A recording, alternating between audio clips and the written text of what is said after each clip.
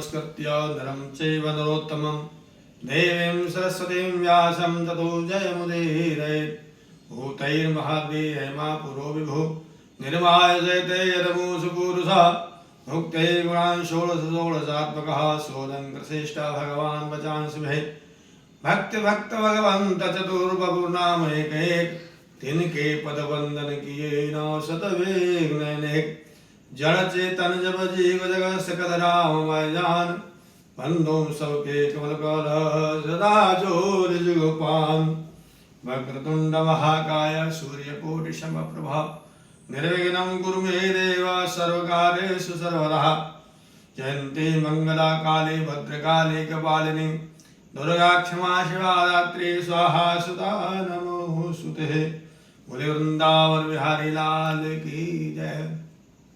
हमारो तन राधा श्री राधा श्री राधा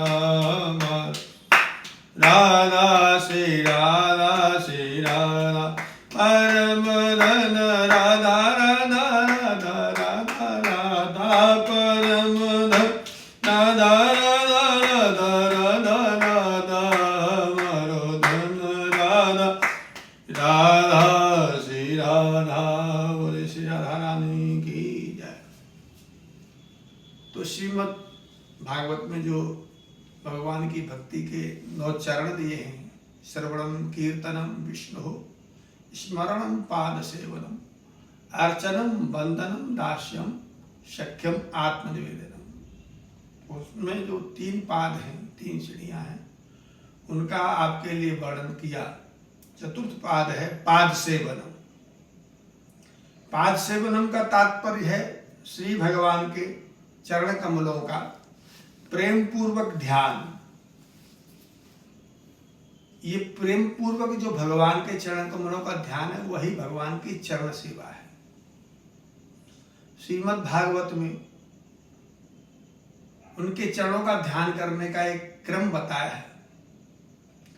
संचिन्तयेत् भगवतश्चरणारविन्दं वज्रांकुशध्वज सरोरुवलाञ्छनाढ्यम् उत्तुंगरक्तनकचक्रवालः ज्योत्स्नाविराहतमहृदयान्धकारम्।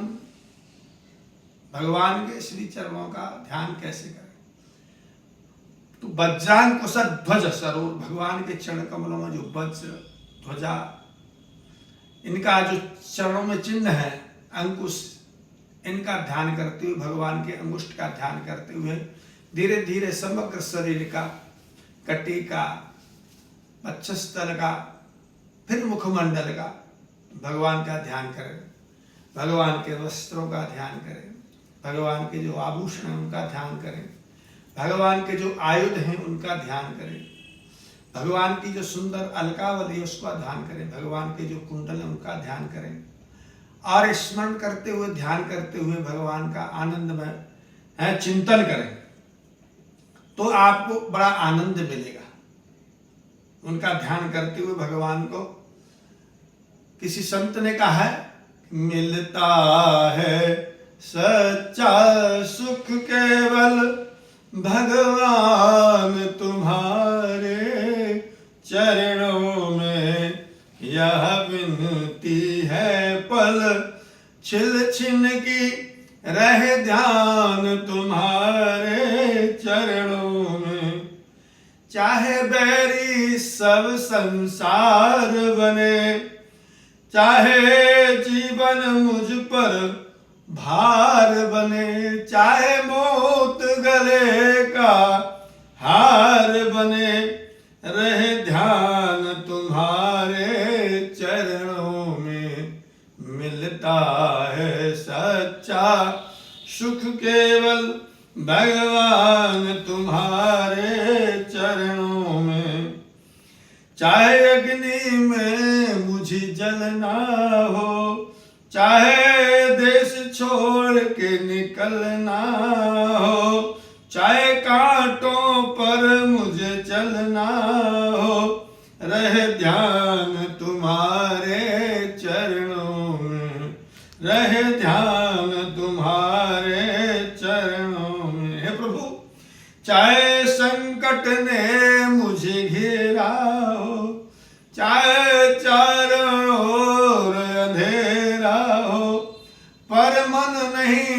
जगमग मेरा हो, रहे ध्यान तुम्हारे चरणों में, मिलता है सच्चा सुख केवल भगवान तुम्हारे चरणों में।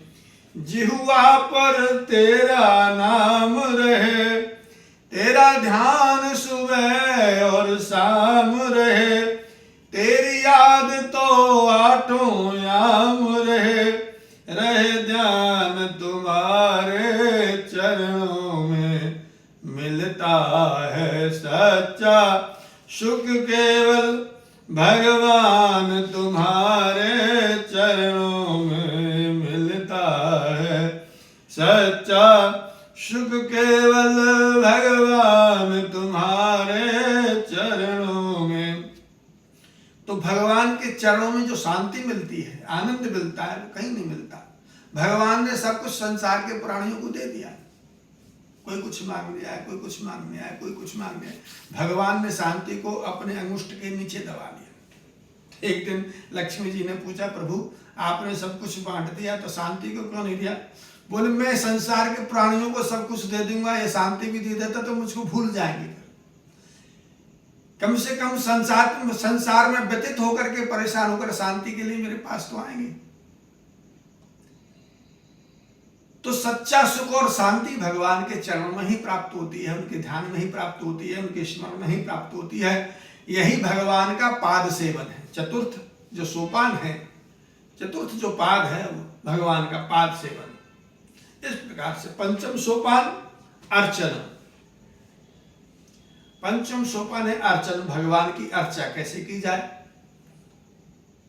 तो बोले, मूर्ति में अर्चा होती है, भगवान के विग्रह में अर्चा होती है। विग्रह अनेक प्रकार के होते हैं। तो शैली दारुमयी लोही, लेप्या लेख्या च सैकती, मनोमयी मणिमयी प्रतिमा अष्टविधा स्मृता। 8 प्रकार की प्रतिमाएं बताई हुई है शास्त्रों में। शैली यानी शिला की प्रतिमा, पत्थर की, काठ की प्रतिमा, लोहे आदि की प्रतिमा, मिट्टी की प्रतिमा, चंदन की, चित्र, बालू और मन की प्रतिमा और मणियों की प्रतिमा। इस प्रकार से ये प्रतिमाएं 8 प्रकार की गई हैं, जिसमें जो तुम्हें उपलब्ध हो समय के हिसाब से, शक्ति के हिसाब से, उसमें भगवान का आवाहन करके उनकी अर्चना करनी चाहिए। तो भगवान का जो अर्चन है वो स्थूल अथवा मानसिक दोनों रूपों में होता है। आप मन से भी चिंतन कर सकते हैं, मन से भी भगवान की आराधना कर सकते हैं। एक वैश्य थे, वैश्य बड़े कंजूस थे। तो उन्होंने एक दिन एक संत से पूछा, मेरा कुछ धन खर्च नहीं हो और भगवान की सेवा में हो जाए, ऐसा में इसको कोई उपाय बताए। संत ने कहा, तुम मानसिक सेवा कर लो भाई। बोले, कैसे करूं? कि जैसे स्थूल रूप में सेवा करते हैं वैसे ही मन से सेवा करो। मैं गोपाल जी को स्नान करा रहा हूं, मैं गोपाल जी को नहवा रहा हूं, फिर भगवान को कपड़े वस्त्र पहना रहा हूं, सुंदर सुंदर नाना प्रकार के हैं, गले में हार पहना रहा हूं, कुंडल कंकड़ पहना रहा हूं, उसके बाद गोपाल जी को सुंदर सिंहासन पर बिठा रहा हूं, फिर भगवान के लिए मक्खन मिश्री का भोग लगा रहा हूं। इस तरह से भगवान को निरंतर सेवा करते रही। उसको बड़ी अच्छी लगी है बात। इसमें तो कोई पैसा ढीला खर्च होने की बात नहीं है। भगवान की जो है मनोमयी सेवा उसको बहुत करनी है। तो भगवान की वो वैश्य महाराज भगवान की मनोमयी सेवा करने लग गए। सेवा करते करते काफी समय व्यतीत हो गया। एक दिन क्या हुआ, अचानक ही उन्होंने दूध का भोग लगाया और मन से चीनी ज्यादा डाल दी। अब चीनी ज्यादा डाल दी तो उसमें से चीनी निकालने के लिए दूध में हाथ डालने लगे तो गोपाल जी ने हाथ पकड़ लिया। बोले, भैया तीरों जाम के छू गए हो क्या? तेने मन से ही तो डाली है। तो मन से सेवा करने पर भी भगवान प्रसन्न हो जाते हैं। और भगवान तो बड़े आशुतोष हैं। पत्रम पुष्पम फलम तोयम यो में भक्त्या प्रेक्षति तदहम भक्तु परतम असनामि परतात्मना। भक्त का भाव देखते हैं कैसा है उसका। तो अर्चन का यथार्थ स्थान वैसे तो हृदय का मंदिर है। और इसमें मुख्य सामग्री है प्रेम का पुष्प। यानी यह सब प्रकार से हृदय का कार्य होता है अर्चना भगवान का, और बाह्य स्थूल क्रिया केवल उसका अनुकरण मात्र है। नहीं तो आप हम लोग सेवा करते रहते हैं, हम आरती कर रहे हैं, ये कर रहे हैं, वो कर रहे हैं, लेकिन कोई भाव नहीं उत्पन्न हो रहा है, तो वो सेवा करने का तात्पर्य क्या हुआ? बाह्य स्थूल क्रिया केवल उसका अनुकरण मात्र। अंतःकरण से भगवान में सेवा करते समय हमारा भाव रहना चाहिए, और उसमें सहायता और धन्यता देने के लिए है। जैसे राजा अम्बरीश का दृष्टांत आता है। राजा अम्बरीश चक्रवर्ती सम्राट थे, भगवान का मंदिर था उनके राजमहल में, खुद ही सेवा करते थे। उनकी महारानियां पटरानियां आती, महाराज हमको भी सेवा का मौका दो। बोले आपको सेवा करनी, हम आपके लिए दूसरा मंदिर बना देते हैं, आप उसमें सेवा करिए। लेकिन यहां कोई बंटवारा नहीं, दास दासियां बहुत थे, लेकिन खुद ही गंगा जल देने के लिए जाते भगवान के मंदिर का, सम्मार्जन करते, झाड़ू लगाते, पोंछा लगाते, भगवान को स्नान कराते, वस्त्र पहनाते, भोग लगाते, किसी से भी कोई सहायता नहीं लेते, परम भक्त थे। एकादशी का एक बार उन्होंने व्रत किया उद्यापन, उसी समय दुर्वासा ऋषि आ गए। दुर्वासा ऋषि को आया हुआ देख करके उन्होंने प्रणाम किया, महाराज भोजन कीजिए। बोले हम अभी स्नान करके आते हैं, उसके बाद भोजन करेंगे। स्नान करने चले गए, इतने में क्या हुआ कि द्वादशी समाप्त होकर के त्रयोदशी पूर्ण होने वाली थी, आने वाली थी। राजा ने मन में विचार किया, यदि त्रयोदशी प्रारंभ हो जाएगी तो मेरा व्रत भंग हो जाएगा। ब्राह्मणों से, विद्वानों से विचार किया। ब्राह्मणों ने कहा कि भगवान का चरणोदक अगर आप पी लेंगे तो आपका नियम भी पूर्ण हो जाएगा और व्रत भंग भी नहीं होगा। राजा ने विद्वानों की बात मान करके और चरणोदक पान कर लिया। इतने में दुर्वासा ऋषि आ गए, क्रोध करने लगे, तुमने मेरा अपमान किया है, मुझको भोजन कराए बिना भोजन कर लिया है। बोले मैंने भगवान का चरणोदक लिया। बोले जल भी भोजन ही होता है।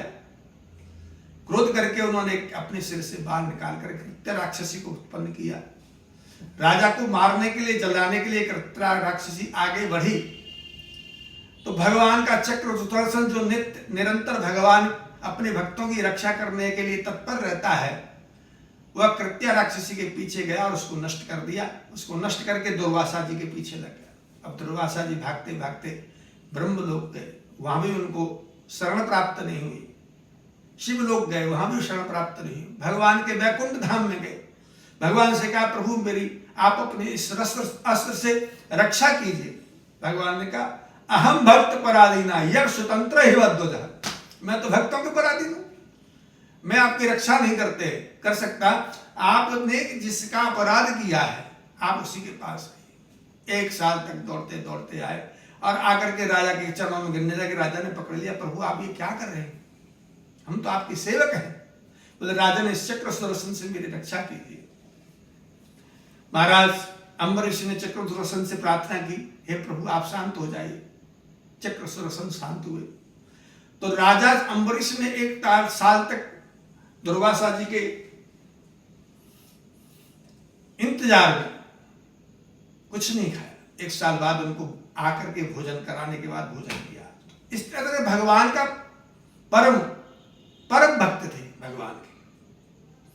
सबई मनहं कृष्ण पदारविंदयो पचांस वैकुंठ गुणानुवर्णने करौ हरेर मंदिर मर्जनादिषु श्रुतिम चकाराच्युत सत्कथोदय।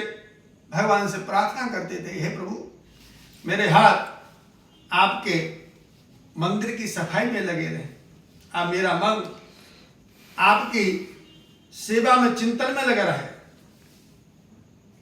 बचांस वैकुंठ गुणान वर में मेरी वाणी से निरंतर आपके नामों का उच्चारण होता रहे और मेरे कान हमेशा आपकी कथा सुनते रहें, यही आशीर्वाद मुझको दे। तो शरीर का शरीर का जो है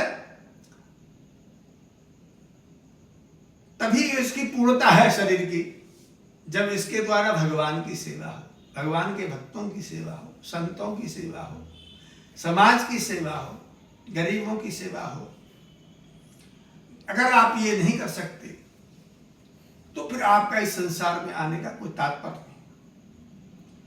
आपके पास जो भी है, धन नहीं है, संपत्ति नहीं है, कुछ भी नहीं है, लेकिन आप भगवान की सेवा करना चाहते हैं तो पत्र पुष्प से, जल से भी कर सकते हैं।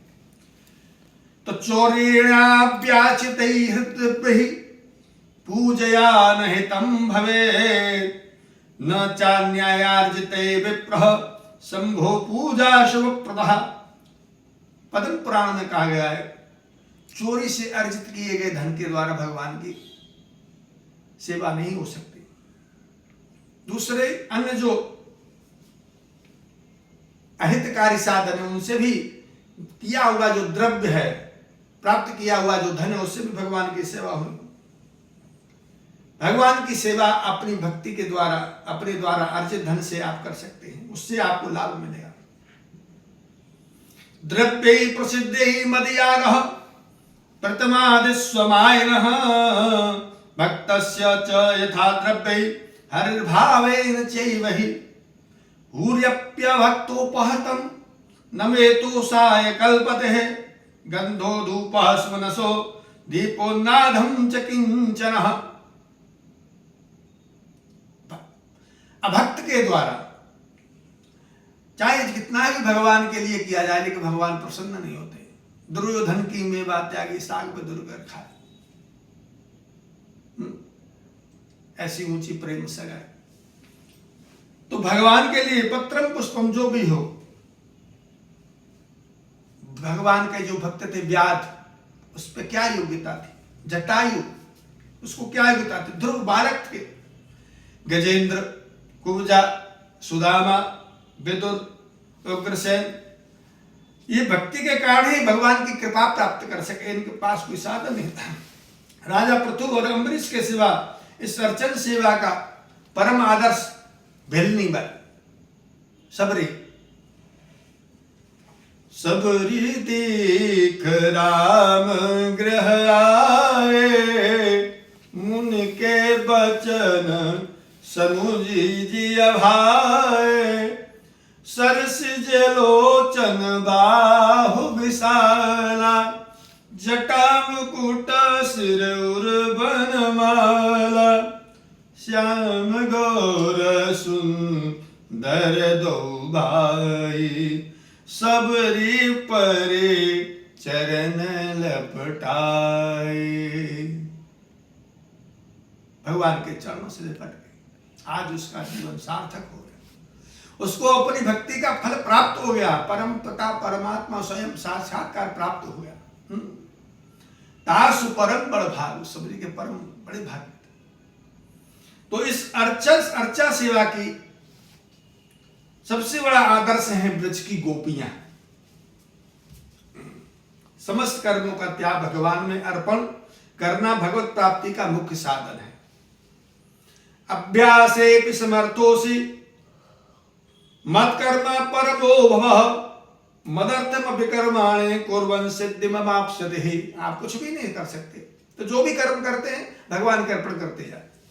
कायेन वाचा मनसेन्द्रियैर्वा बुद्ध्यात्मना वानुसृत स्वभावात्, करोति यदि यत् सकलं परस्मै नारायणायेति समर्पयेत्। मन से, वाणी से, शरीर से जो कुछ भी करो, वासुदेवार्पणम वासुदेवार्पणम वासुदेवार्पणम करते जाइए आप। सबसे बड़ी बाग्भे स्मृतवन्तः मनसा स्मरन्तः, श्रुत्वा नमस्यन्त्यनिशं भजन्तः, भक्ता श्रवन्नेत्र जला समग्रम भयो हरेरेव समर्पयन्ति। भगवान के जो भक्त होते हैं वो वाणी से भगवान की स्तुति करते रहते हैं। हरे शरणम हरे शरणम हरे शरणम हरे शरणम हरे शरणम, राधे कृष्ण कृष्ण कृष्ण राधे राधे, राधे श्याम श्याम श्याम राधे। सिर से भगवान को प्रणाम करते हैं, हृदय से भजन करते हुए शास्त्र नेत्र भक्तजन अपनी समस्त आयु भगवान के चरणों में समर्पण कर देते हैं, भगवान को अर्पण कर देते हैं। तो भगवान की सेवा में जो पुष्प हम अर्पण करते हैं, उन पुष्पों में सबसे बड़ा पहला क्या है? अहिंसा प्रथमम पुष्प, द्वितीयम करणग्रह, तृतीयं भूतदया, चतुर्थ क्षान्तिरेव च, समस्तु पंचमं पुष्पं, ध्यानं चैव चतुष्षष्टमं, सत्यं चैव च सप्तमं पुष्पं, एते तुष्यन्ति केशवः। पुष्पान्तराणि सन्त्येव, बाह्यानि नवसत्तमः, एतदेव तुष्येतः, यतो भक्ति प्रियोचितः। भगवान क्या है? भक्ति के वश में। जहां जहां भक्ति भगवान की होती है वहां भगवान बंधे चले जाते हैं। अहम तो भक्ति प्रियातस्य, त्वम तो भक्ति प्रियातस्य। नारद जी कहते हैं तुम तो उनकी प्रिया हो। आप जैसे पत्नी की ग्रंथि बंधन में पति पीछे पीछे खिंचा चला जाता है, ऐसे भगवान भक्ति के बस में होकर के और जहां जहां भक्ति जाती है वहां चले जाते हैं। तो इसमें सबसे पहला पुष्प कौन सा है? अहिंसा। दूसरा पुष्प इंद्रिय निग्रह, इंद्रियों पर बस करना, और प्राणियों पर दया, तृतीय पुष्प है। चौथा पुष्प है क्षमा, पांचवा पुष्प है सम और दम, एवं छठा पुष्प मन एवं इंद्रियों का निग्रह, सातवां पुष्प है सत्य ध्यान, और आठवां पुष्प सत्य। इन 8 फूलों से भगवान का पूजा करने से भगवान विशेषकर संतुष्ट होते हैं, एवं बिना भक्त के कोई दूसरा इन 8 पुष्पों की पूजा नहीं कर पाता। ये 8 पुष्प उसी के पास होते हैं जो भगवान की निरंतर सेवा करता रहता है। उसी के मन में, उसी के अंतःकरण में इन पुष्पों का प्रादुर्भाव होता है। तो भगवान कहते हैं तुमको कुछ करने की जरूरत नहीं है। सर्वधर्मान् परित्यज्य मामेकं शरणं व्रज, तुम मेरी शरण में ही रहो। आ जाओगे तो मैं तुम्हारा सब कुछ करूंगा, तुम्हें कुछ करने की जरूरत नहीं। बोलो वृंदावन बिहारी लाल की